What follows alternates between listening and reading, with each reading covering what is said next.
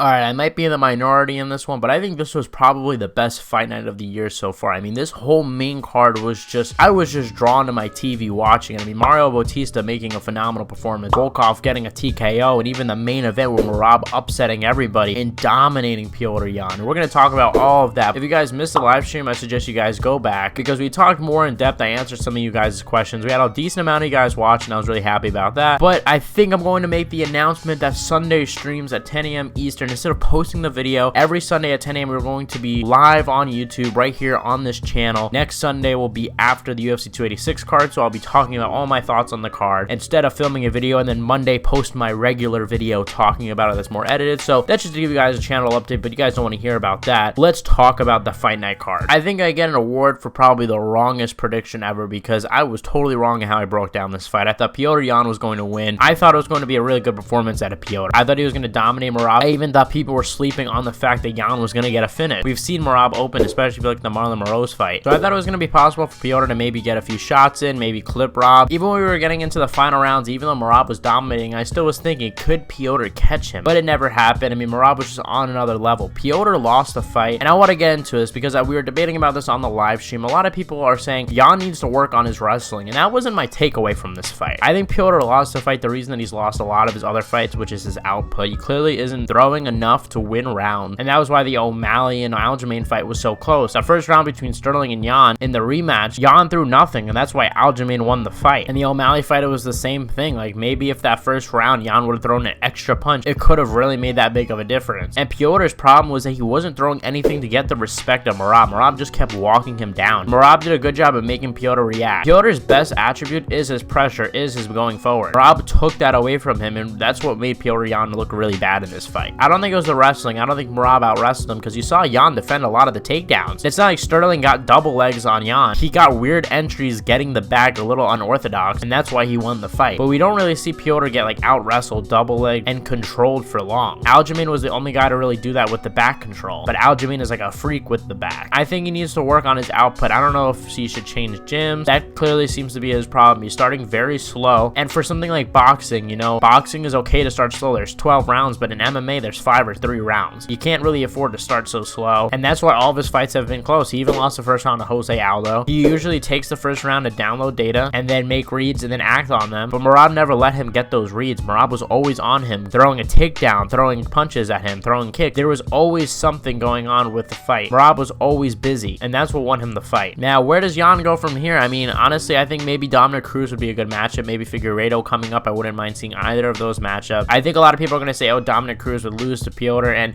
I agree. I think I would probably pick Yan in the matchup, but I think people are sleeping on Dominic Cruz. I think that's a hard matchup for Petr Yan. Dominic has really good movement, and Petr Yan usually is the one pushing forward. Could that kind of neutralize the situation? We'll have to see about that, but I would pick maybe like Figueiredo. That would be an interesting matchup, and people in my chat were saying, hey, Petr should go to flyweight. I don't think he should go to flyweight because, like I said, his best attribute is moving forward, is that forward pressure, is that cardio, and a lot of that will get taken away due to a weight cut. Definitely going to affect his cardio if he cuts all that weight. He doesn't look like the biggest bantamweight, especially when you compare him to Sean O'Malley or Corey Sandhagen or even Aljamain, but I don't think that's necessarily the move. I don't think you should pack his bags just yet. Let's see how he does against a 135 Figueiredo or even a Dominic Cruz or someone like that. But the title of the video is Merab gonna get cut from the UFC? What's going on? Dana White kind of implies at the press conference and says, hey, we know how the story ends. It's not gonna end well for Merab if he keeps avoiding a title shot. And it seems like to me he's implying that Merab might get cut from the UFC if he keeps up these antics. Look, I really wouldn't panic so far. In literally 2 months, we have Aljamain defending the title. Who's to say that he loses the title? Or who's to say that he wins the title and decides to move up? I respect at the end of the day that Aljamain was willing to do that for his friend. And it's just tricky. Look, as someone that has been to the gym that they train at, I will say it's pretty small. Like, this isn't one of those things where it's ATT and there's a huge gym with huge trainers with tons of fighters that are in the UFC that eventually are have to fight each other. It's not like that at all. It's a gym that's really the size of a house, if we're being honest. But you would expect at an ATT or something like that where they could constantly avoid each other. Someone is going to have to leave gyms. Someone is going to have to choose sides. It's going to get ugly if those two fight. And also for the people shitting on Merab, you know, I saw the MMA Guru flipping on. I think a lot of people have a similar response that I did. I thought Merab put on a perfect performance. I thought it was a really good performance. I was super impressed. Like, watching it, I was just shocked the whole time. Like, Floyd just paying attention so closely, just because I was so shocked how well he was doing. Merab looked like a beast out there, and honestly made me excited for a potential Sterling and Merab fight. That fight I don't think will happen, but we're gonna have to see. I think that's it though for the UFC fight night. One of my favorite fight nights fights of the year, if not my favorite. We were right about the Nikita Krylov situation. I told you guys it was going to be at a high pace, and overall it was a good card. I hope you guys enjoyed the video. Let me know what you guys thought of the card. What was the best fight of the card? Let me know. Thank you guys for watching Q&A this Thursday, and I'll see you guys